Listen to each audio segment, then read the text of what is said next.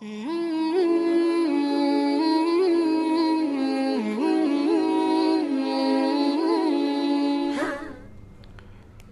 للہ رب العالمین والصلاة والسلام علی رسولہ الکریم وعلی آلہ وصحبہ اجمعین واشہد ان لا الہ الا اللہ واشہد ان محمدا عبدہ ورسولہ یا ایہا الذین آمنوا اتقوا اللہ حق تقاتہ ولا تموتن الا وانتم مسلمون یا ایہا الناس اتقوا ربکم الذی خلقکم من نفس واحدہ وخلق منها زوجها وبث منهما رجالا كثيرا ونساء واتقوا الله الذي تساءلون به والأرحام إن الله كان عليكم رقيبا يا أيها الذين آمنوا اتقوا الله وقولوا قولا سديدا يصلح لكم أعمالكم ويغفر لكم ذنوبكم ومن يطع الله ورسوله فقد فاز فوزا عظيما أما بعد. ایمان کے ارکان میں ایک اہم ترین رکن تقدیر پر ایمان لانا ہے. تقدیر کے معنی کیا ہیں؟ سابقہ کلاس میں اس کی وضاحت ہو چکی ہے. تقدیر پر ایمان لانے میں بنیادی طور پر 4 باتیں ہیں. نمبر 1، اللہ کے قدیم علم پر ایمان لانا. اس بات پر ایمان لانا کہ اللہ تعالیٰ کا علم ہر چیز کو محیط ہے، ہر چیز کو شامل ہے. اللہ کو ہر چیز کا علم ہے. جس طرح وہ پاسٹ کے بارے میں جانتا ہے، پریزنٹ کے بارے میں جانتا ہے، اسی طرح وہ مستقبل اور فیوچر سے متعلق بھی جانتا ہے.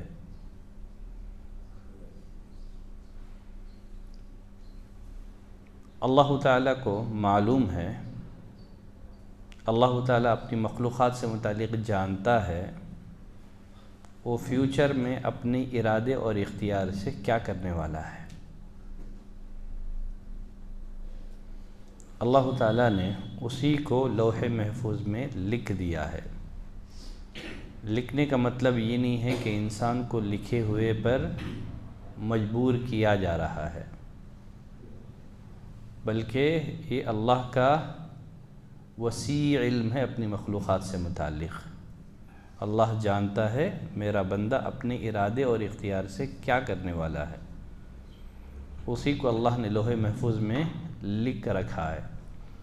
تو تقدیر پر ایمان لانے میں پہلا نقطہ یہ ہے کہ اس بات پر ایمان لانا کہ اللہ کو ہر چیز کا علم ہے.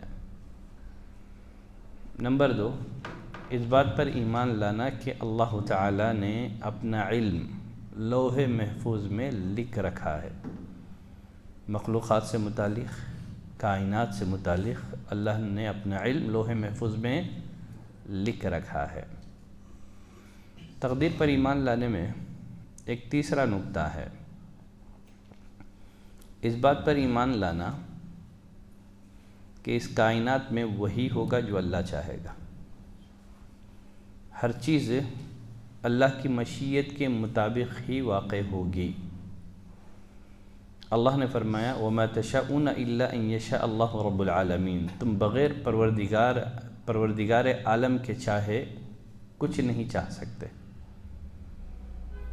عبداللہ بن عباس رضی اللہ عنہما فرماتے ہیں ایک شخص نبی کریم صلی اللہ علیہ وسلم کی خدمت میں حاضر ہو کر کے عرض کرنے لگا ما شاء اللہ وشئت، اللہ جو چاہے اور آپ جو چاہے. آپ صلی اللہ علیہ وسلم غضبناک ہو گئے. فرمایا اجعلتنی للہ ندا، کیا تو نے مجھے اللہ کے برابر کر دیا ہے؟ حالانکہ مخلوق اور خالق کبھی دونوں برابر نہیں ہو سکتے.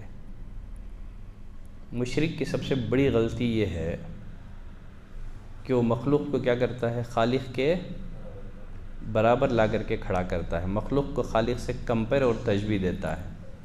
گویا 2 جرم کرتا ہے وہ.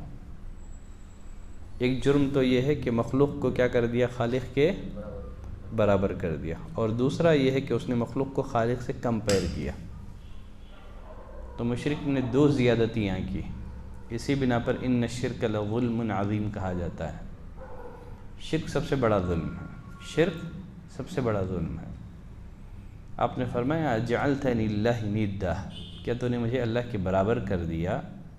بل ما شاء اللہ وحدہ، کہو اللہ اکیلے جو چاہے گا وہی ہوگا۔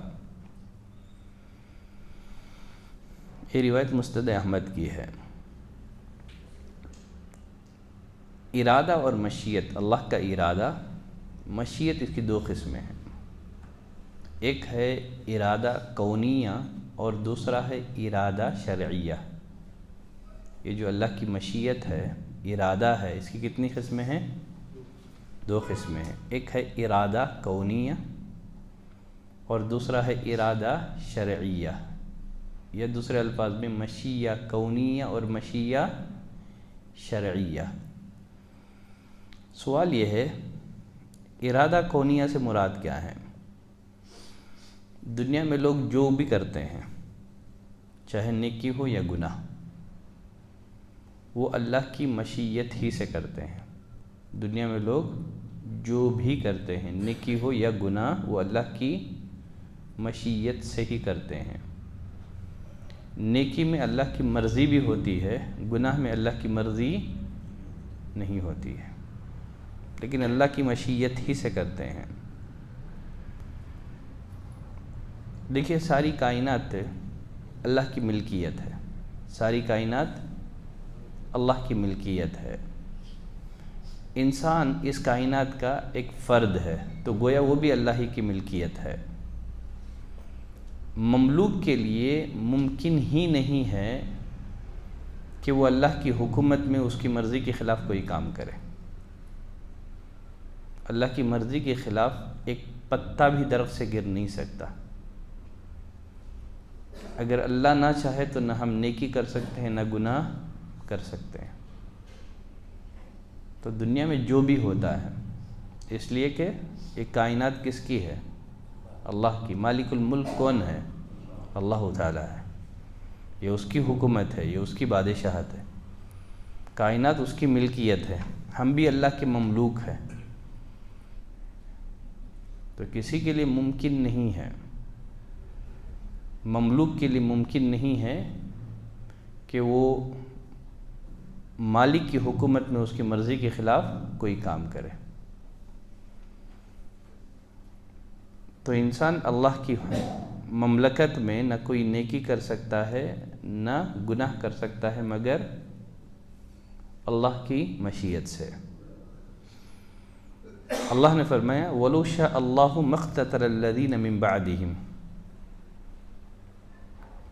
اگر اللہ چاہتا تو جو لوگ بعد آئے باہم قتل و قتال نہ کرتے۔ دیکھیے انبیاء کا جو قتل ہوا ہے، انبیاء کا جو قتل ہوا ہے، قوموں نے انبیاء کو جو قتل کیا ہے، وہ اللہ کی مشیت ہی سے ہوا ہے، گرچہ اس میں اللہ کی مرضی نہیں ہے۔ اگر اللہ کی مشیت نہ ہوتی تو پھر کوئی انبیاء کو قتل کرنے پر قادر نہ ہوتا۔ ابراہیم علیہ السلام کو آگ میں پھینکا گیا، آگ جلا سکی؟ نہیں جلا سکتی۔ کیوں؟ اللہ کی مشیت نہیں تھی۔ جن لوگوں نے قتل کیا وہ اللہ ہی کی مشیت ہی سے کیا ہے۔ اگر اللہ نہ چاہتا تو وہ قتل کرنے پر قادر نہ ہوتے تھے، کیونکہ بادشاہت اللہ ہی کی ہے۔ تو گناہ کرنا بھی ہو تو اللہ کی مشیت چاہیے، نیکی کرنا ہو تو اس کے لیے بھی اللہ کی مشیت ہی چاہیے، اس لیے کہ ساری کائنات اسی کی مملکت ہے، ہم بھی اسی کے مملوک ہیں۔ یہاں ایک نقطہ یہ بھی ذہن میں رکھے، دنیا یہ امتحان کی جگہ ہے۔ اللہ تعالیٰ نے انسان کو نیکی اور گناہ کی قدرت دی ہے۔ اللہ تعالیٰ نے انسان کو ایمان اور کفر دونوں میں سے کسی ایک کو اختیار کرنے کا اختیار اللہ نے دیا ہے۔ اگر اللہ انسان کو اختیار نہ دیتا تو پھر یہ دنیا دارالامتحان نہ ہوتی۔ تو اللہ نے انسان کو اختیار دیا ہے، نیکی اور برائی میں برائی کا اختیار دیا ہے، ایمان اور کفر کا اختیار دیا ہے۔ پھر وہ ایمان لاتا ہے تو اللہ کی مشیت ہی سے، کفر کرتا ہے تو اللہ کی گرچہ اللہ نے اسے مشیت دی ہے، وہ اپنی مشیت کا استعمال کر کے کفر کرنا چاہے اور اللہ نہ چاہے تو نہیں ہو سکتا ہے، گرچہ اللہ نے اسے اختیار دیا ہے۔ دیکھیے اگر کوئی آدمی اللہ کی یہ سنت رہی ہے، اللہ کی نافرمانی کرتے ہوئے گناہ کرنا چاہتا ہے، کسی پر ظلم کرنا چاہتا ہے، اللہ اسے اپنی تکوینی مصلحت کے مطابق سمجھتا ہے تو اللہ اپنی مشیت سے وہ کام کروا دیتا ہے۔ کوئی اللہ کی نافرمانی کرتے ہوئے گناہ کرنا چاہتا ہے، کسی پر ظلم کرنا چاہتا ہے، چونکہ یہ دنیا دارالامتحان ہے تو اسے وہ کرنے دیتا ہے۔ کوئی کسی پر ظلم کرنا چاہتا ہے تو اسے اللہ کرنے دیتا ہے۔ اسی کے نتیجے میں اللہ تعالیٰ ظالم کو گناہ دیتا ہے اور مظلوم کو ثواب دیتا ہے۔ اللہ تعالیٰ نے قرآن مجید کی متعدد آیات میں بندے کے حق میں ارادہ اور مشیت اس کو بھی ثابت کیا ہے، اور عمل کی نسبت اللہ نے بندے کی طرف کی ہے، گویا بندے کو بھی اللہ نے ارادہ اور اختیار دیا ہے۔ اللہ نے فرمایا منکم من یرید الدنیا ومنکم من یرید الآخرہ، تم میں سے بعض ایسے ہیں جو دنیا چاہتے ہیں اور بعض ایسے ہیں جو آخرت چاہتے ہیں۔ گویا اس میں بندے کے لیے ارادہ اور مشیت ثابت ہوئی کہ نہیں ہوئی؟ ہوئی نا؟ ٹھیک ہے۔ اسی طرح اللہ نے فرمایا وَقُلِ الْحَقُّ مِنْ رَبِّكُمْ، اے نبی آپ کہہ دیجئے تمہارے رب کی طرف سے حق آ چکا ہے۔ فَمَنْ شَاءَ فَلْيُؤْمِنْ وَمَنْ شَاءَ فَلْيَكْفُرْ، جو چاہے سو ایمان لائے، جو چاہے سو کفر کرے۔ تو معلوم ہوا کہ مومن اپنے ارادے اور مشیت سے ایمان لاتا ہے، کافر اپنی مرضی اور اختیار سے کفر کرتا ہے۔ اسی طرح اللہ نے فرمایا من عمل صالحا فلنفسه ومن اساء فعليها، جو شخص نیک عمل کرتا ہے وہ اپنے نفع کے لیے کرتا ہے، ومن اساء، جو شخص برا عمل کرتا ہے، فعليها، اس کا وبال اسی پر پڑے گا۔ وما ربك بظلام للعبید، آپ کا رب اپنے بندوں پر ظلم کرنے والا نہیں ہے۔ اسی طرح اللہ نے فرمایا فاتقوا اللہ ما استطعتم، تم استطاعت اور قدرت بھر اللہ سے ڈرو۔ اسی طرح اللہ نے فرمایا لا یکلف اللہ نفسا الا وسعها، اللہ کسی شخص کو مکلف نہیں بناتا ہے مگر اسی کا جو اس کی قدرت میں ہو۔ فرمایا لها ما کسبت، اس کو ثواب بھی اسی کا ملے گا جو ارادے سے وہ کرے گا، وعلیہا ما اکتسبت، اور اس پر عذاب بھی اسی کا ہوگا جو وہ ارادے سے کرے گا۔ تو ان ساری آیات میں اس بات کا ثبوت ہے کہ اللہ تعالیٰ نے بندے کو ارادہ اور اختیار دیا ہے، چونکہ دارالامتحان ہے یہ، اگر ارادہ نہ دیں، بندے کو اختیار نہ دیں تو پھر امتحان نہیں ہوگا۔ چونکہ ہم لوگ جس کائنات میں رہتے ہیں وہ اللہ کی ملکیت ہے، یہاں اللہ کی ملکیت کے بغیر ایک پتا بھی درخت سے گر نہیں سکتا۔ اگر اللہ نہ چاہے تو ہم حرکت نہ کریں، اگر اللہ نہ چاہے تو ہم زبان کو جنبش نہ دیں، اگر اللہ نہ چاہے تو ہم نیکی نہ کر سکیں، اگر اللہ نہ چاہے تو ہم گناہ نہ کر سکتے، چونکہ اللہ دارالامتحان ہے، اللہ انسان کو اختیار دیتا ہے، قدرت دیتا ہے، وہ نیکی اور گناہ ان دونوں راستوں میں سے جس راستے کا چاہے انتخاب کر کے اس پر چلے۔ کبھی آدمی نیکی کر کے نہیں کر پاتا ہے ارادہ کر کے، لیکن اس کے ارادے کے مطابق اس کو ثواب مل جاتا ہے۔ گناہ کا عزم کر کے گناہ نہیں کرتا ہے تو اس کی نیت کے مطابق اسے گناہ بھی مل جاتا ہے، سزا اس کے نام عمل میں لکھ دی جاتی ہے۔ تو ارادے کی کتنی قسمیں ہو گئی؟ 2 قسمیں ہیں، ایک ہے ارادہ کونیہ، یعنی کائنات میں جو بھی ہوتا ہے، انسان جو بھی کرتا ہے کائنات میں وہ اللہ کی مشیت ہی سے کرتا ہے، نیکی بھی اللہ کی مشیت ہی سے اور گناہ بھی اللہ کی مشیت ہی سے۔ ہاں نیکی میں اللہ کی مشیت کے ساتھ اس کی مرضی بھی ہوتی ہے، گناہ میں اللہ کی مشیت کے ساتھ اس کی مرضی نہیں ہوتی ہے۔ ارادہ اور مشیت کی ایک دوسری قسم ہے، اس کو ارادہ دینیہ اور شرعیہ بھی کہتے ہیں۔ یہ صرف نیکی کے کاموں کے ساتھ خاص ہے، یہ صرف نیکی کے کاموں کے ساتھ خاص ہے۔ اللہ تعالیٰ نے دنیا میں لوگوں کی آزمائش کے لیے انہیں کچھ باتوں کو حکم دیا ہے اور اللہ نے کچھ باتوں سے منع کیا ہے۔ اللہ کا سارے بندوں سے مطالبہ یہی ہے، جن باتوں کا حکم دیا ہے اس پر عمل پیرا ہوں، جن باتوں سے روکا ہے ان سے بچ جائیں۔ اللہ سارے بندوں سے مطالبہ کرتا ہے کہ وہ ایمان لائیں اور کفر سے بچیں۔ یہ جو ارادہ شرعیہ ہے اللہ کا، یہ کبھی پورا ہوتا ہے، کبھی پورا نہیں ہوتا ہے۔ اللہ چاہتا ہے کہ سب لوگ ایمان لائیں، سب لوگ ایمان لا رہے ہیں؟ نہیں لا رہے۔ تو غرض اللہ نے فرمایا واللہ یرید ان یتوب علیکم، اللہ چاہتا ہے کہ تم پر مہربانی فرمائے، اللہ چاہتا ہے کہ تم سب لوگ نیکی کی راہ پر چلو۔ تو یہ ہے ارادہ شرعیہ جس میں اللہ کی مرضی بھی ہوتی ہے۔ ارادہ کونیہ ضروری نہیں ہے کہ اس میں اللہ کی مرضی بھی ہو، لیکن ارادہ شرعیہ میں کیا ہوتا ہے؟ اللہ کی مرضی بھی ہوتی ہے۔ تو تقدیر پر ایمان لانے میں تیسرا نقطہ کیا ہے؟ اس کائنات میں جو بھی ہوتا ہے وہ اللہ کی مشیت ہی سے ہوتا ہے، اس لیے کہ کائنات اسی کی ہے، حکومت اسی کی ہے، ہم لوگ مملوک اس کے ہیں۔ تو مملوک کے لیے ممکن ہی نہیں ہے کہ وہ مالک کی مرضی کے خلاف کوئی کام کرے۔ واضح ہے مسئلہ؟ واضح ہے؟ ٹھیک ہے، چلے۔ تقدیر پر ایمان لانے میں ایک چوتھا نقطہ بھی ہے، یا چوتھا پوائنٹ بھی ہے، وہ یہ ہے اس بات پر ایمان لانا کہ اللہ تعالیٰ ہر چیز کا خالق ہے، وہ خیر کا خالق بھی ہے اور شر کا خالق بھی ہے۔ اللہ نے فرمایا اللہ خالق کل شیء، اللہ تعالیٰ ہر چیز کا پیدا کرنے والا ہے، وہو علی کل شیء وکیل، اور وہ ہر چیز پر کارساز ہے۔ ایک حدیث میں نبی کریم صلی اللہ علیہ وسلم نے فرمایا، بزار کی روایت ہے، خلق اللہ کل صانع وصنعتہ، اللہ نے ہر کاریگر اور اس کی کاریگری کو پیدا کیا۔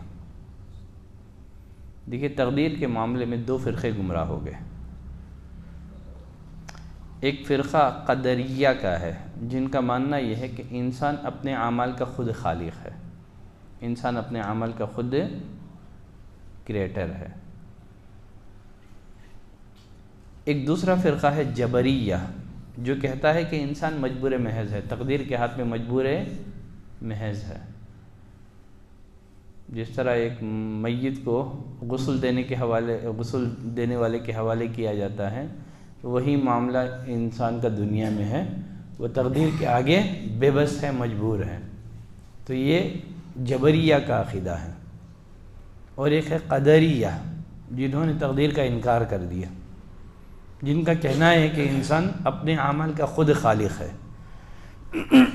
لیکن اہل السنہ والجماعہ کا عقیدہ یہی ہے کہ خیر ہو کہ شر، پیدا کرنے والا کون ہے؟ اللہ تعالیٰ ہے، خالق اللہ ہے، خالق خیر بھی وہی ہے، خالق شر بھی وہی ہے۔ انسان خالق نہیں ہے، کاسب اور فاعل ہے۔ کیا ہے؟ انسان اپنے عمل کا خالق نہیں ہے، پیدا کرنے والا نہیں ہے، بلکہ وہ ان اعمال کو کرنے والا ہے۔ شرک اور گناہ، نیکی اور نافرمانی، ان سب کو پیدا کرنے والا کون ہے؟ اللہ ہی ہے، سب اللہ نے پیدا کیا ہے۔ لیکن انسان کاسب اور فاعل ہے، کرنے والا ہے۔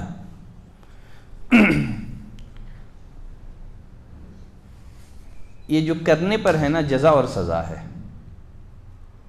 جزا اور سزا خلق پر نہیں ہے، اللہ نے پیدا کیا ہے، نیکی کو گناہ کو سب کو اسی نے پیدا کیا ہے، لیکن جزا اور سزا انسان کے عمل پر ہے۔ یہ اللہ تعالیٰ نیکی کے کرنے سے راضی ہوتا ہے اور گناہ کے کرنے سے ناراض ہوتا ہے. تو انسان خالق نہیں ہے بلکہ کیا ہے؟ وہ کاسب ہے، کرنے والا ہے. وہ قرآن مجید میں یہی تو کہا گیا ہے، ما اصابکم من مصیبت فبما کسبت ایدیکم. یہاں کیا کہا گیا؟ بما کسبت ایدیکم، تمہارے ہاتھوں کی کمائی ہے، کسب. تو انسان کاسب ہے، خالق نہیں ہے. وہ نیکی یا گناہ کو کرنے والا ہے. اب اللہ تعالیٰ نے انسان کی آزمائش کے لیے دنیا میں نیکی بھی رکھا ہے، گناہ بھی رکھا ہے، ایمان بھی رکھا ہے، کفر بھی رکھا ہے. اللہ نے انبیاء کو بھیج کر کے واضح کر دیا ہے نیکی کیا ہے، گناہ کیا ہے، اللہ کی پسند کس میں ہے، اللہ کی ناراضگی کن باتوں میں. ہر چیز کو اللہ نے پیدا کیا ہے. تبھی تو انسان کا امتحان ہے نا. نیکی اور گناہ ان دونوں کے پیدا کیے جانے میں ہی کیا ہے؟ انسان کا امتحان ہے. تو اللہ نے انسانوں کا، بندوں کا امتحان لینے کے لیے دونوں چیزوں کو پیدا کیا. دونوں کا خالق وہی ہے. انسان خالق نہیں ہے بلکہ کاسب. کاسب کا مطلب کرنے والا ہے. وہ جزا اور سزا خلق پر نہیں ہے. اللہ نے گناہ پیدا کیا ہے تو پھر سزا کیوں دیتا ہے؟ پیدا کرنے کی وجہ سے نہیں ہے، کرنے کی وجہ سے سزا مل رہی ہے. اللہ نے سور کو بھی پیدا کیا، بکری کو بھی پیدا کیا. دونوں کا خالق کون ہے؟ اللہ تعالیٰ ہے. ٹھیک ہے، سور کا جو گوشت کھاتا ہے وہ فاعل، کاسب ہے. وہ سور کے پیدا کرنے کی وجہ سے ہم کو گناہ نہیں مل رہا ہے بلکہ کھانے کی وجہ سے مل رہا ہے. سمجھ میں آ گئی بات؟ اس لیے کہ اللہ نے آپ کو آلٹرنیٹ دیا تھا بکری کی شکل میں، کہا تھا کہ یہ کھاؤ، اس سے بچو.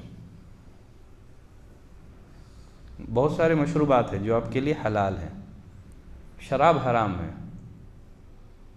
ٹھیک ہے، اگر کوئی آدمی شراب پیتا ہے تو وہ کاسب ہوا، وہ بناتا ہے تو وہ کاسب ہوا. وہ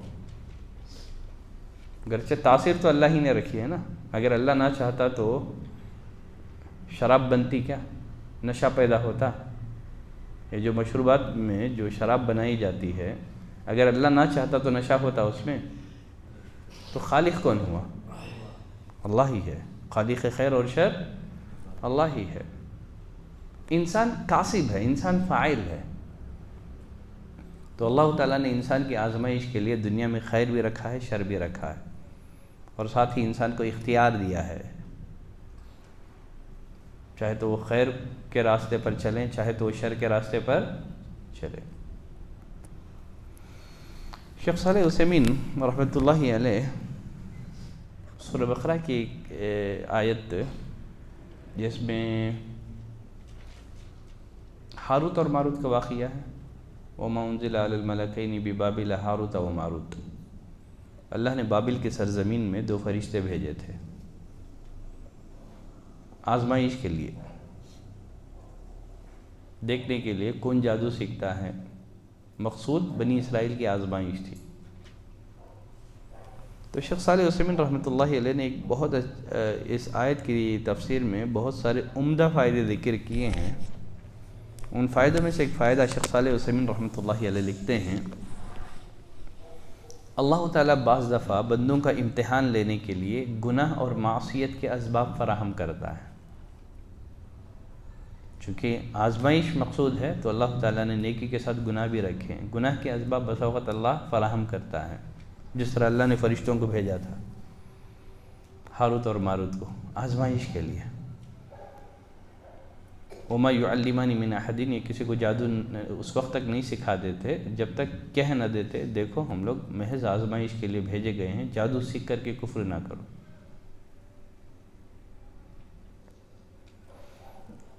تو اس آیت کریمہ کے تحت لکھتے ہیں شیخ صالح عثیمین رحمۃ اللہ علیہ، خبردار، ہوشیار، گناہ کے اسباب اپنے پاس موجود پا کر کے گناہ نہ کرو. فرماتے ہیں 2 واقعے شیخ صالح عثیمین رحمۃ اللہ علیہ نے ذکر کیے ہیں. وہ فرماتے ہیں یاد کرو بنو اسرائیل کے واقعے کو، جب اللہ تعالیٰ نے سنیچر کے دن بنی اسرائیل پر، یہودیوں پر سمندری شکار کو حرام کر دیا تھا. لیکن ہفتے کے دن ہی تمام مچھلیاں کثرت سے دریا کے سطح پر آتی تھی، دوسرے دن غائب رہتی تھی۔ ایک ایسی آزمائش تھی جس پر بنی اسرائیل صبر نہ کر سکے، تو انہوں نے ہیلہ سازی کے ذریعے سے شکار کرنا شروع کر دیا۔ تو کیا ہوا معاملہ؟ اللہ نے کہا کونوا قردۃ خاسئین، تم ذلیل بندر ہو جاؤ۔ تو ایک طرف بنی اسرائیل کا واقعہ فرماتے ہیں، اور ایک واقعہ وہ بھی یاد کرو، صحابہ کا واقعہ۔ حالت احرام میں تھے،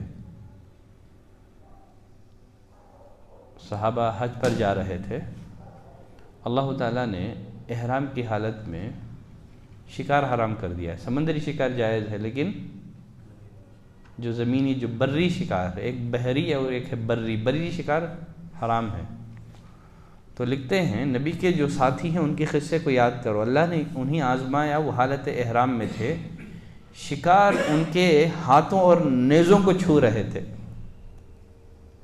شکار ان کے ہاتھوں اور نیزوں کو چھو کر کے گزر جاتے تھے آزمائش کے لیے۔ اللہ آزمائش بندوں کو آزمانے کے لیے بسا اوقات گناہ کے اسباب فراہم کرتا ہے۔ اللہ نے رکھا ہے، خیر کے ساتھ شر بھی رکھا ہے، دیکھنا چاہتا ہے۔ تو شکار ان کے نیزوں سے چھو کر کے گزر رہا تھا، لیکن صحابہ اکرام نے شکار نہیں کیا۔ دوسری طرف بنی اسرائیل گناہ کے اسباب پا کر کے صبر نہ کر سکے، گناہوں کا ارتکاب کر لیا۔ دوسری طرف نبی کے صحابہ گناہ کے اسباب تھے، لیکن انہوں نے گناہ کا ارتکاب نہیں کیا۔ تو گناہ کے اسباب پیدا کرنے میں اللہ کی جو حکمت ہے وہ سمجھ میں آتی ہے۔ ٹھیک ہے، اللہ نے خیر کو بھی پیدا کیا ہے اور شر کو بھی اللہ نے پیدا کیا ہے بندوں کی آزمائش کے لیے۔ تو تقدیر پر ایمان لانے میں کتنی باتیں ہو گئیں؟ یہی ٹوٹل 4 باتیں ہیں، یہی ٹوٹل 4 باتیں ہیں۔ نمبر 1، اللہ کے ازلی علم پر ایمان لانا، اس بات پر ایمان لانا کہ اللہ تعالیٰ کا علم ہر چیز کو شامل ہے۔ اللہ تعالیٰ جانتا ہے بندوں کے بارے میں کہ وہ اپنے ارادے اور اختیار سے کل کیا کرے گا، کل کیا کرے گا۔ دوسرا، اللہ تعالیٰ نے اپنا علم لوح محفوظ میں لکھ دیا ہے۔ لکھنے کا مطلب یہ نہیں ہے کہ ہم کو لکھے پر مجبور کیا جا رہا ہے، بلکہ یہ اللہ کا عظیم علم ہے، اس کا ازلی اور قدیم علم ہے۔ جیسے میں پہلے غالباً اشارہ کیا تھا، یہ نہیں ہے، ایک غیر مسلم اسٹوڈنٹ، ہندو تھا، وہ آ کر کے بحث کرنے لگا تقدیر کے بارے میں، کہنے لگا ہر چیز تقدیر میں لکھ دی گئی ہے، تو پھر سزا کا معاملہ ہے۔ یہی جو تقدیر کے بارے میں عموماً لوگ جو اشکالات پیش کرتے ہیں، اس کا بھی بہت بڑا اشکال تھا۔ تو میں نے اس کے سامنے یہی بات کہی، ہم اس کو رب نہیں مانتے ہیں، ہم اس کو معبود نہیں مانتے ہیں جس کو فیوچر کا علم نہ ہو۔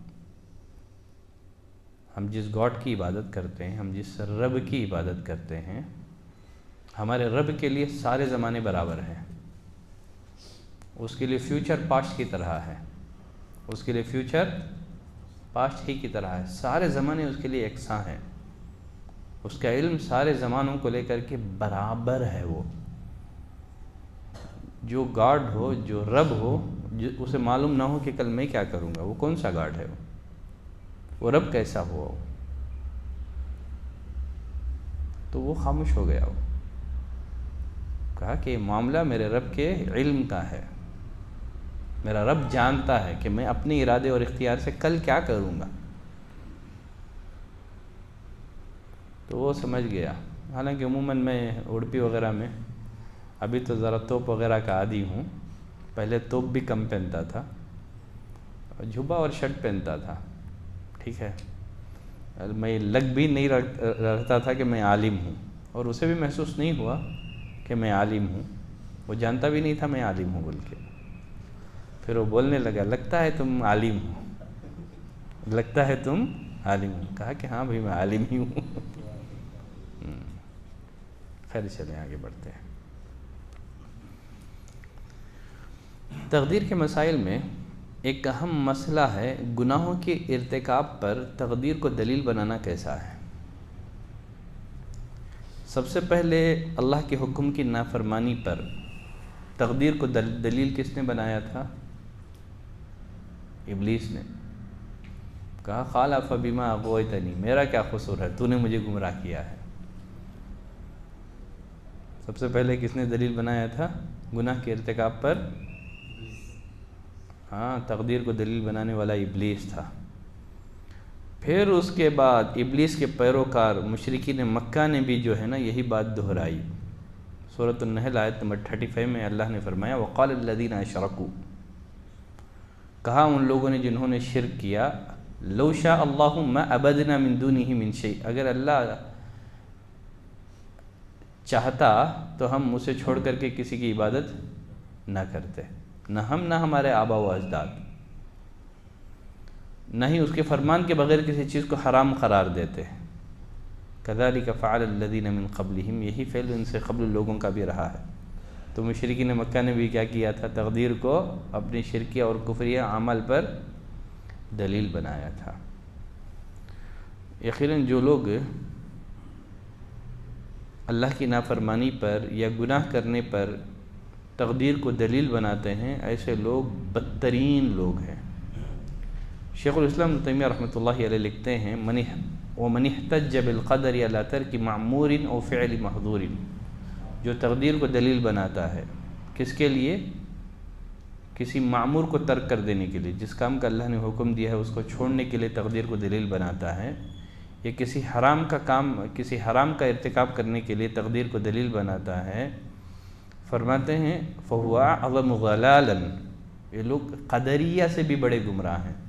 جنہوں نے تقدیر کا انکار کیا تھا نا، اس سے بھی بڑے گمراہ لوگ ہیں یہ، اور یہ اللہ پر جھوٹ باندھنے والے ہیں، اللہ کے دین کی مخالفت کرنے والے ہیں۔ فَإِنَّ أُولَٰئِكَ مُشَبَّحُونَ بِالْمَجُوسِ، یہ لوگ مجوسیوں کے مشابہ ہیں۔ یہ فرماتے ہیں وَقَدْ جَاءَتِ الْآثَارُ فِيهِمْ أَنَّهُمْ مَجُوسُ هَٰذِهِ الْأُمَّةِ، بعض آثار میں نبی کریم صلی اللہ علیہ وسلم نے ایسے لوگوں سے متعلق فرمایا تھا کہ یہ میری امت کے مجوس ہیں، یہ پجاری ہیں، آگ کے پجاری۔ مجوس ایک بت پرست قوم ہے، یہ بھی کہا کہ یہ میری امت کے مجوس ہیں۔ فَهَؤُلَاءِ الْمُحْتَجُّونَ بِالْقَدَرِ، یہ جو لوگ تقدیر سے استدلال کرتے ہیں اوامر اور نواہی کی پامالی پر، یہ مشرکین کی جن سے ہی ہیں جنہوں نے رسولوں کی تکذیب کی تھی، بلکہ مجوس سے بھی بدترین گمراہ لوگ ہیں وہ، جو تقدیر پر دلیل بناتے ہیں، جو گناہ کرنے پر دلیل کس کو بناتے ہیں؟ تقدیر کو۔ اور یہ جگہ شیخ الاسلام ابن تیمیہ رحمۃ اللہ علیہ لکھتے ہیں فَالْقَدْرُ يُؤْمِنُ بِهِ وَلَا يَحْتَجُّ بِهِ، تقدیر پر ایمان لایا جائے گا لیکن اسے دلیل نہیں بنایا جائے گا۔ فرماتے ہیں فَمَن لَّمْ يُؤْمِن بِالْقَدْرِ ضَارَعَ الْمَجُوسِ، جو تقدیر کو نہیں مانتا وہ مجوسیوں کے مشابہ ہے۔ وَمَنِ احْتَجَّ بِهِ، جو اس سے دلیل پکڑتا ہے وہ مشرکین کے مشابہ ہے۔ جو تقدیر کا اقرار کر کے اللہ کے عدل اور حکمت پر طعن کرتا ہے وہ ابلیس کے مشابہ ہے۔ کس کے مشابہ ہے؟ دیکھیے شیخ صالح عثیمین رحمۃ اللہ علیہ نے اصول ثلاثہ کی جو شرح ان کی مشہور معروف شرح ہے، اس پر اس کتاب میں انہوں نے ان لوگوں کا زبردست رد لکھا ہے جو گناہ کے ارتکاب پر کس کو دلیل بناتے ہیں؟ تقدیر کو دلیل بناتے ہیں۔ وہ فرماتے ہیں ہم دیکھتے ہیں کہ انسان دنیاوی معاملات میں ایسے چیزوں کی طرف لپکتا ہے جو اس کے موافق ہوتے ہیں، یہاں تک کہ وہ انہیں حاصل کر لیتا ہے۔ ان سے ہٹ کر انسان غیر موافق چیزوں کا رخ ہی نہیں کرتا ہے دنیاوی معاملات میں۔ پھر آخر دینی اور اخروی معاملات میں انسان نفع بخش چیزوں کو کیوں اختیار نہیں کرتا ہے؟ دنیاوی معاملات میں تو جو نفع بخش چیزیں ہیں اس کے لیے ان کو حاصل کرنے کے لیے آدمی جد و جہد کرتا ہے، پھر اخروی معاملات میں لے کر کے کیوں جد و جہد نہیں کرتا ہے؟ کیوں نفع بخش چیزوں کو حاصل نہیں کرتا ہے؟ کیوں نقصان دہ چیزوں سے آدمی اپنے آپ کو نہیں بچاتا ہے؟ شیخ صالح عثیمین رحمۃ اللہ علیہ نے مزید اس کو مثالوں کے ذریعے سے واضح کیا ہے۔ فرماتے ہیں اگر آدمی کے سامنے دو راستے ہوں، ایک راستہ ہے ایسے شہر کی طرف جاتا ہے جہاں ہنگامہ ہے، قتل و غارت ہے، خوف ہے، بھوک مری ہے، بے عزتی ہے، اور دوسرا ایک راستہ ہے ایسے شہر کی طرف جاتا ہے جہاں اچھی زندگی ہے، جان و مال کا تحفظ ہے، تو دو راستوں میں آدمی کون سا راستہ اختیار کرے گا؟ اچھا راستہ اختیار کرے گا۔ تو کسی بھی عقل مند آدمی کے لیے ممکن ہی نہیں ہے کہ وہ خوف ہنگامہ والے راستے کا انتخاب کر کے تقدیر کو دلیل بنائے۔ بناتا ہے کیا؟ نہیں بناتا ہے۔ تو فرماتے ہیں پھر آخرت کے معاملے میں وہ جنت کے راستے کو چھوڑ کر کے جہنم کے راستے پر چل کر کے تقدیر کو کیوں دلیل بناتا ہے؟ دنیاوی معاملات میں تو بڑی ہوشیاری ہے، پھر اخروی معاملات میں کیوں وہ جنت کے راستے پر نہیں چلتا ہے؟ مزید شیخ صالح عثیمین رحمۃ اللہ علیہ اور ایک مثال کے ذریعے سے اس مسئلے کو واضح کرتے ہوئے لکھتے ہیں، ہم دیکھتے ہیں ایک مریض جس کو دوا پینے کا حکم ہے، چنانچہ جی نہ چاہتے ہوئے بھی کیا کرتا ہے؟ وہ دوا پیتا ہے، اور ایسی غذاؤں سے پرہیز کرتا ہے جو اسے نقصان پہنچاتی ہے، گرچہ جی چاہتا ہے کہ ان غذاؤں کو کھائیں، جی چاہتا ہے کہ ان غذاؤں کو کھائیں، ان غذاؤں کو استعمال کریں، لیکن مریض پرہیز کرتا ہے ان غذاؤں سے جو اس کے لیے نقصان دہ ہیں۔ تو فرماتے ہیں ممکن ہی نہیں ہے کہ مریض دوا پینا چھوڑ دیں یا ایسے غذائیں استعمال کرنے لگے جو اس کے لیے نقصان دہ ہیں اور پھر تقدیر کو دلیل بنائے۔ آدمی ایسے کرتا ہے دنیا میں، ڈاکٹر نے حکم دیا ہے کہ فلاں دوائیں استعمال کرو، فلاں چیزوں سے بچو، آدمی دواؤں کا پرواہ نہ کریں، ڈاکٹر نے جن چیزوں سے پرہیز کو کہا ہے ان سے پرہیز نہ کرے اور تقدیر کو دلیل بنائے، کہیں جو تقدیر میں لکھا ہے وہ ہوگا، کیا دوائیں کھائیں۔ آدمی دنیاوی معاملات میں ایسے کرتا ہے کیا؟ نہیں کرتا ہے۔ یہ سب دینی معاملات میں ہی کیوں تقدیر کو دلیل بنایا جاتا ہے؟ مزید اور ایک مثال شیخ صالح عثیمین رحمۃ اللہ علیہ لکھتے ہیں، جو لوگ ترک واجبات پر یا گناہ کی ارتکاب پر تقدیر سے دلیل پکڑتے ہیں، اگر کوئی دوسرا شخص اس کے ساتھ زیادتی کرے، اس کا مال چھین لے یا اس کی عزت اور ناموس پر ڈاکہ ڈالے اور کہے کہ مجھے برا بھلا مت کہو کیونکہ میرا یہ ظلم تقدیر کے مطابق ہے، کیا کرے گا وہ؟ جو لوگ گناہ کے کرنے پر تقدیر کو دلیل بناتے ہیں، اگر کوئی آدمی اسی آدمی کے ساتھ یہ معاملہ کرے کہ اس کا مال چھین لے، اس کو مارے پکڑ کر کے، کہے کہ میں جو تیرا مال چھینا ہوں یہ تقدیر میں لکھو تھا، میں جو تجھے مارا ہوں نا یہ تقدیر کے مطابق مارا ہوں، کیا کرے گا وہ؟ قبول کرے گا؟ اس کی دلیل کو قبول کرے گا؟ ہرگز قبول نہیں کرے گا وہ۔ پھر فرماتے ہیں پھر یہ کیسے ہو سکتا ہے کہ وہ اپنے اوپر تو کسی کے ظلم پر تقدیر سے استدلال کو قبول نہ کریں لیکن اللہ کے حقوق کی پامالی میں خود کے لیے تقدیر کو دلیل بنائے؟ جب خود اس کے حقوق دوسرا ضائع کرے تو یہاں تقدیر کو دلیل بنائے جانے پر راضی نہیں ہے، وہ خود اللہ کے حقوق کو پامال کرتا ہے اور دلیل کس کو بناتا ہے؟ تقدیر کو بناتا ہے۔ لکھتے ہیں بیان کیا جاتا ہے عمر بن الخطاب رضی اللہ تعالیٰ عنہ کے پاس ایک چور کا معاملہ پیش کیا گیا۔ امیر المومنین عمر بن الخطاب رضی اللہ تعالیٰ عنہ نے اسلامی قانون کے مطابق چور کا ہاتھ کاٹنے کا حکم دیا۔ اس چور نے کہا امیر المومنین ذرا رکیے، میں نے چوری تقدیر کے مطابق کی ہے۔ عمر بن الخطاب رضی اللہ تعالیٰ عنہ نے کہا ہم بھی تیرا ہاتھ تقدیر کے مطابق ہی کاٹ رہے ہیں۔ ہم بھی تیرا ہاتھ تقدیر کے مطابق ہی کاٹ رہے ہیں۔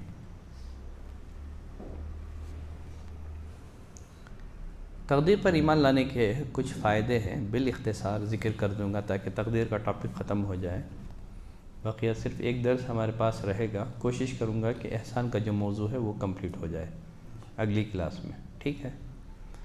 شیخ صالح عثیمین رحمۃ اللہ علیہ نے تقدیر پر ایمان لانے کے کچھ فائدے ذکر کیے ہیں۔ نمبر 1، آدمی اسباب اور وسائل کو اپناتے ہوئے وہ اللہ کی ذات پر بھروسہ کرتا ہے، وسائل پر بھروسہ نہیں کرتا ہے۔ یہ تقدیر پر ایمان لانے کا فائدہ ہے، اس لیے کہ ہر چیز تقدیر کے مطابق ہی ہوتی ہے، تو لہذا وہ اللہ کی ذات پر بھروسہ کرتا ہے، اپنے وسائل اور اسباب پر بھروسہ نہیں کرتا ہے۔ نمبر 2، اپنا مقصد حاصل کر کے انسان کو اپنے آپ پر غرور نہیں ہوتا ہے۔ اگر آدمی اسباب اور وسائل اختیار کر کے اس کا مقصود اسے حاصل ہو جائے تو وہ فقر اور غرور میں مبتلا نہیں ہوتا ہے، بلکہ اس نعمت کے حصول کو اللہ کی نعمت قرار دیتا ہے۔ فرماتے ہیں تقدیر پر ایمان لانے کا ایک تیسرا فائدہ یہ ہے، تقدیر کے مطابق ایک بندے مومن پر جو بھی حالات طاری ہوتے ہیں اسے ایک اطمینان اور قلبی سکون حاصل ہوتا ہے، وہ بے چینی اور پریشانی کا شکار نہیں ہوتا ہے، کیونکہ اللہ نے فرمایا ما اصاب من مصیبت فی الارض ولا فی انفسکم الا فی کتاب من قبل ان نبراها، زمین میں کوئی بھی مصیبت اترتی ہے یا خود تمہاری جانوں میں تو ہم نے اسے کتاب میں لکھ دیا ہے تمہارے جانوں کو پیدا کرنے سے قبل۔ یہ اللہ کے لیے آسان ہے۔ کیوں ایسا کیوں ہوا ہے؟ اللہ نے فرمایا لِكَيْ لَا تَأْسَوْا عَلَىٰ مَا فَاتَكُمْ، سوال تھا کہ اللہ نے تقدیر کیوں لکھی ہے؟ اللہ نے اس کا جواب دیا لِكَيْ لَا تَأْسَوْا عَلَىٰ مَا فَاتَكُمْ، تاکہ جو چیز تم سے جاتی رہے تم اس پر رنج نہ کرو، وَلَا تَفْرَحُوا بِمَا آتَاكُمْ، جو چیز تم کو عطا فرمائے اس پر نہ اتراؤ، واللہ لا يحب كل مختال فخور، اللہ تعالیٰ اترانے والے اور شیخی باز کو پسند نہیں فرماتا ہے، جو تکبر کرتا ہے جو اتراتا ہے اللہ اسے پسند نہیں فرماتا ہے۔ نبی کریم صلی اللہ علیہ وسلم نے فرمایا مومن بندے کا معاملہ بڑا عجیب و غریب ہے، ان امرہ کلہ خیر، اس کا سارا معاملہ اس کے لیے بہتری ہے۔ اگر اللہ تعالیٰ اس کو آزمانے کے لیے خوشحال رکھتا ہے تو شکر ادا کرتا ہے، تو شکر گزاری اس کے حق میں بہتر ہوتی ہے۔ اگر اللہ اس کو مصیبت سے دوچار کرتا ہے تو صبر کرتا ہے، تو صبر اس کے حق میں بہتر بن جاتا ہے۔ تو تقدیر پر ایمان لانے کا ایک اہم ترین فائدہ یہ ہے کہ اس کی زندگی میں جو بھی حالات آئے، اتار چڑھاؤ آئے، کبھی وہ پریشان نہیں ہوتا ہے، اس کو تقدیر سمجھ کر کے ہنسی بخوشی راضی ہو جاتا ہے۔ یہ تقدیر پر ایمان لانے کے ایک عظیم فائدے ہیں۔ تو اس طرح تقدیر پر ایمان لانے سے متعلق اتنی باتیں کافی ہیں، مزید باتیں تقدیر پر ایمان لانے سے متعلق ہو سکتی ہیں لیکن نہیں چاہیے، ٹھیک ہے؟ اتنی باتیں کافی ہیں۔ تو اگلی کلاس میں انشاءاللہ احسان سے متعلق گفتگو میں کروں گا، کیونکہ 3 اصول ہیں ہمارے پاس، رب کی معرفت، دین کی معرفت۔ دین کی معرفت میں 3 باتیں ہیں، ایک ہے اسلام، ایک ہے ایمان اور ایک ہے احسان۔ اسلام، اس کے بارے میں بھی بہت زیادہ ڈیٹیلز میں ہم لوگ نہیں گئے تھے، میرا بھی ارادہ نہیں تھا کہ مجھے اتنی تفصیل میں جانا ہے، لیکن بعد میں دیکھا آپ کا شوق، تو پھر بعد میں ایمانیت پر بہت تفصیل میں ہم لوگ چلے گئے۔ تو ایمان کے ارکان میں تقریباً ماشاءاللہ ایک لمبا سفر ہم نے طے کیا صرف ارکان ایمان پر۔ تو دین کی معرفت میں اسلام ہے، ایمان ہے اور احسان ہے۔ تو اللہ کی معرفت کمپلیٹ الحمدللہ پڑھ لیے ہیں، دین کی معرفت اگر احسان پڑھ لیں تو ہو جائے گا۔ پھر اس کے بعد ایک موضوع ہمارے پاس رہ جائے گا، وہ کیا ہے؟ نبی کریم صلی اللہ علیہ وسلم کی معرفت۔ یہ خبر کے 3 سوالات ہیں، من ربک ما دینک من نبیک رضیت باللہ ربا وبالاسلام دینا وبمحمد نبی الرسولہ۔ تو آج کے لیے اسی پر ہم بس کرتے ہیں۔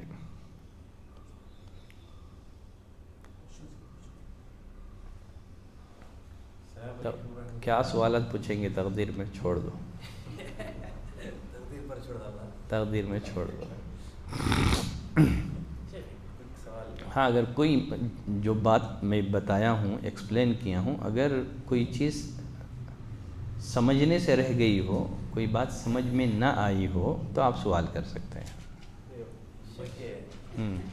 نیکیوں کا کرنے کا اور برائی کرنے کا الحمدللہ سمجھ گئے کہ اختیار میں ہے سب کے، کیا ہونا ہے چوز کر سکتے ہیں۔ ٹھیک ہے۔ رسپانسبلٹی دنیا کے معاملات جو ہوتی دوسرے مقدر میں ہمیشہ یہ فلانا ڈیل میرے نصیب میں نہیں ہے، یہ فلانا جاب میرے نصیب میں نہیں ہے، میرے نصیب میں تو لو لیول کی لینگویج ہے، سو چھوڑ ڈالو، میں اس میں کنٹینٹ سکون سے رہ جاتا ہوں، یا پھر میں بہت کوشش کرتے رہنا، نہیں ملنے پر پھر افسوس بھی کری، مطلب کیسا ہے اس کا مائنڈ سیٹ؟ دیکھیے، تقدیر پر ایمان لانے کا یہ مطلب نہیں ہے کہ انسان اسباب نہ اپنائے۔ انسان اسباب اپنائے گا، اسباب اختیار کرے گا، تو اسباب اپنانا یہ تقدیر کے منافع نہیں ہے۔ نبی کریم صلی اللہ علیہ وسلم کی پوری زندگی ہمارے سامنے موجود ہے۔ آپ صلی اللہ علیہ وسلم نے اسباب اپنائے۔ آپ نے جب کافروں سے جب آپ نے قتال کیا، آپ نے اپنی استطاعت بھر مکمل تیاری کی، آپ نے اسباب جنگ اختیار کیے، آپ صلی اللہ علیہ وسلم نے اپنی حفاظت کا تحفظ کیا، آپ صلی اللہ علیہ وسلم مکے سے چھوڑ کر کے مدینہ آپ نے ہجرت کی، غار ثور میں آپ نے پناہ لی۔ تو ایک بندے مومن کو چاہیے کہ اسباب اپنائے۔ اسباب اختیار کرنے کے بعد جو نتیجہ آ جائے، جد و جہد کرنے کے بعد، اسباب اختیار کرنے کے بعد جو نتیجہ آ جائے، اس کو اللہ کی تقدیر سمجھ کر کے راضی ہو جائے۔ ٹھیک ہے، اس اسباب اپنانا ہے، دینی ہو یا دنیاوی، اسباب تو اختیار کیا جائے گا۔ تو تقدیر پر ایمان لانا یہ اسباب اختیار کرنے کے منافع ہی نہیں ہے، اسباب اختیار کریں گے آپ۔ پھر بھی اسباب اختیار کرنے کے باوجود بھی اگر خاطر خواہ نتیجہ نہ آئے تو پھر سمجھو یہ اللہ کا فیصلہ ہے، اس پر راضی ہو جاؤ۔ مزید دوسرے راستے سے جد و جہد کر سکتے ہیں تو جد و جہد تو جاری رکھو، وسائل اپناتے رہو، اختیار کرتے رہو، کیونکہ ہمیں دنیا میں بھی خیر اور آخرت میں بھی خیر کی دعا سکھائی گئی ہے۔ ربنا آتنا فی الدنیا حسنہ وفی الآخرۃ حسنہ وقنا عذاب النار۔ ٹھیک ہے، دنیا میں خوشحال ہو تو ہی آدمی پورا سکون اور اطمینان کے ساتھ اللہ کی عبادت کر سکتا ہے۔ اسی لیے آپ صلی اللہ علیہ وسلم کفر اور فقیری سے پناہ طلب کرتے تھے، اللہم انی اعوذ بک من الکفر والفقر۔ یہ فقر کو کفر سے کیوں جوڑ دیا گیا ہے؟ اس لیے فقر و فقہ بسا اوقات ایک کفر کا باعث بنتا ہے۔ فقیری آدمی کو کفر کی دہلیز تک پہنچا دیتی ہے۔ عیسائی مشنریاں مسلمانوں کی غربت کا فائدہ اٹھاتے ہوئے کتنے ایسے مسلمانوں کی بستیاں ہیں جو عیسائی بن گئے ہیں۔ قادیانی مسلمانوں کی غربت کا فائدہ اٹھا کر کے مسلمانوں پر محنت کر کے قادیانی نہیں بنا رہے ہیں ان کو۔ یہی ہے کاد الفقر ان یکون کفرا۔ تو یہ فقیری جو ہے آدمی کو کفر کی دہلیز تک پہنچا دیتی ہے، اسی لیے فقیری سے پناہ طلب کرنے کا حکم ہمیں دیا گیا ہے۔ تو اسباب اپنائیں، اچھے سے اچھے اسباب۔ دنیا کے معاملات میں بھی اللہ سے بڑا مانگے، جیسے سلیمان علیہ السلام نے مانگا تھا اللہ سے، اللہ ایسی حکومت دے کہ کسی اور کو ایسی حکومت نہ ملے۔ تو دنیا میں بھی ہم اللہ سے مانگ رہے ہیں، بڑا ٹارگٹ رکھ کر کے مانگے۔ جب آخرت کے معاملات کا سوال کریں تو جنت الفردوس کا سوال کریں، ہائی لیول کی جنت۔ میں کم پہ راضی نہیں ہوں، اللہ دے مجھے اوپر کی۔ دنیا میں بھی اگر اللہ سے مانگے کہ اللہ دے اچھے سے اچھا، لیکن اس مال کے فتنے سے بھی مجھے بچا، اس مال کے فتنے سے بھی اللہ سے مانگ رہے ہیں نا، اس کے خزانوں میں کیا کمی ہے؟ مانگو آپ، اور اس کے لائق آپ جد و جہد بھی کرو، پھر اس کے بعد جو نتیجہ آئے تقدیر سمجھ کر کے راضی ہو جاؤ۔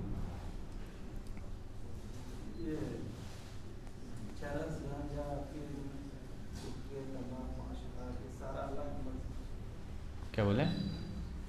اللہ ہر چیز، اللہ نے انسانوں کو آزمانے کے لیے خیر بھی پیدا کیا ہے، شر بھی پیدا کیا ہے، تبھی تو انسان کی آزمائش ہوگی نا۔ خالق خیر بھی اللہ ہے، خالق شر بھی اللہ تعالیٰ ہے۔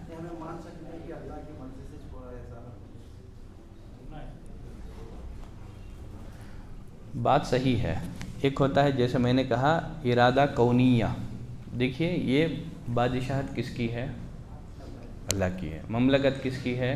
اللہ کی ہے۔ ہم مملوک ہیں، ہم مملوک مالک کی مرضی کے خلاف کوئی کام نہیں کر سکتے۔ دیکھیے اگرچہ اللہ نے انسان کو اختیار دیا ہے، ٹھیک ہے، اللہ کی سنت یہ رہی ہے کہ اگر آدمی، چونکہ اللہ نے اسے اختیار دیا ہے، اگر وہ اپنے اختیار کا استعمال کرنا چاہتا ہے تو اللہ تعالیٰ اسے چھوٹ دیتا ہے،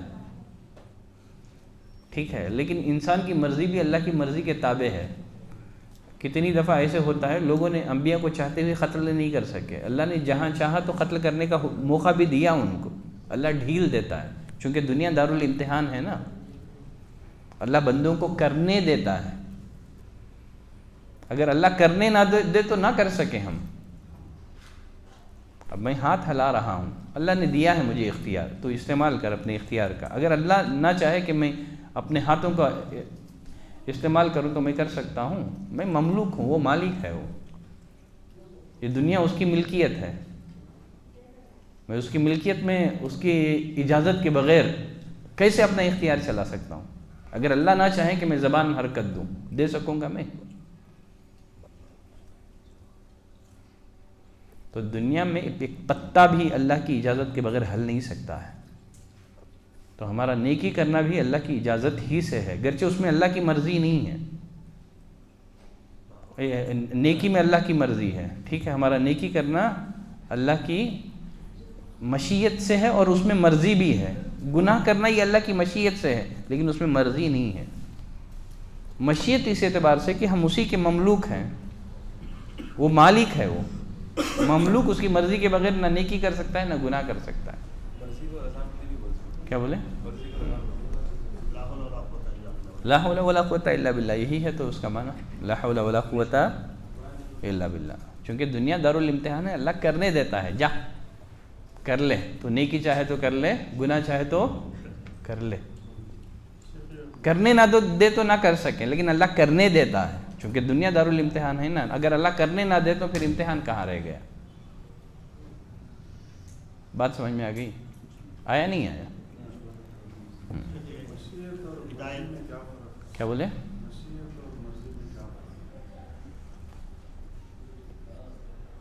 نیکی ہم جو کرتے ہیں نا، اس اللہ کی مشیت سے کرتے ہیں، اس میں اللہ کی مرضی بھی ہوتی ہے۔ گناہ جو ہم کرتے ہیں اللہ کی مشیت سے کرتے ہیں لیکن اس میں اللہ کی مرضی نہیں ہوتی ہے، سمجھے؟ ہم جو مشیت کا مطلب اللہ کی اجازت، اس کا اذن، ٹھیک ہے، ہاں۔ ایک ہوتا ہے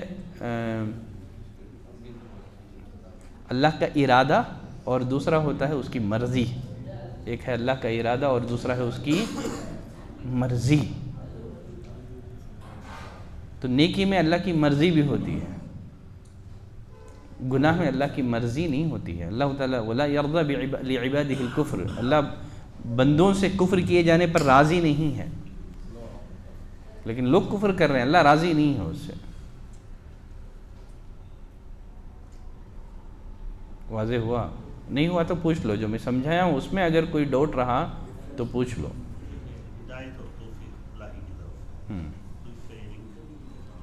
کیا بولے؟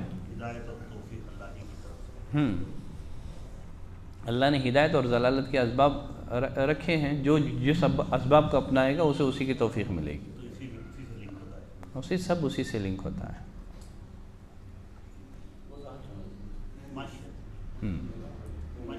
تو اصل اگر ہم لوگ سمجھیں اس چیز کو، یہ کائنات اللہ کی ملکیت ہے، یہ کائنات کیا ہے؟ اللہ کی ملکیت ہے، ہر چیز اس کی مملوک ہے، انسان بھی اللہ ہی کی مملوک ہے۔ مملوک مالک کی مرضی کے بغیر کچھ نہیں کر سکتے۔ ہم لوگ اپنا ہاتھ حرکت نہیں دے سکتے، زبان ہلا نہیں سکتا. گرچہ اللہ تعالیٰ نے بندوں کو اختیار دیا ہے، کرنے دیتا ہے، لیکن اللہ جب چاہتا ہے تو ہاتھوں کا اختیار روک لیتا ہے. جیسے ابھی نہیں پڑھا، ایک رسول اللہ صلی اللہ علیہ وسلم نے ایک شخص سے کہا دائیں ہاتھ سے کھا، کھانے پر قادر تھا دائیں ہاتھ سے، اس نے کہا کہ میں نہیں کھا سکتا، تکبر سے کہا. اللہ نے ہاتھ کی طاقت چھینی کہ نہیں چھینی؟ چاہتا تو بھی نہیں اٹھا سکتا تھا، چاہے تو اللہ سیکنڈوں میں کیا کرتا ہے، ہاتھوں کی طاقت ختم کر دیتا ہے، شل کر دیتا ہے. بطور عذاب اللہ تعالیٰ بعض گناہوں کی سزا اللہ دنیا میں بھی اپنے بندوں کو دیتا ہے.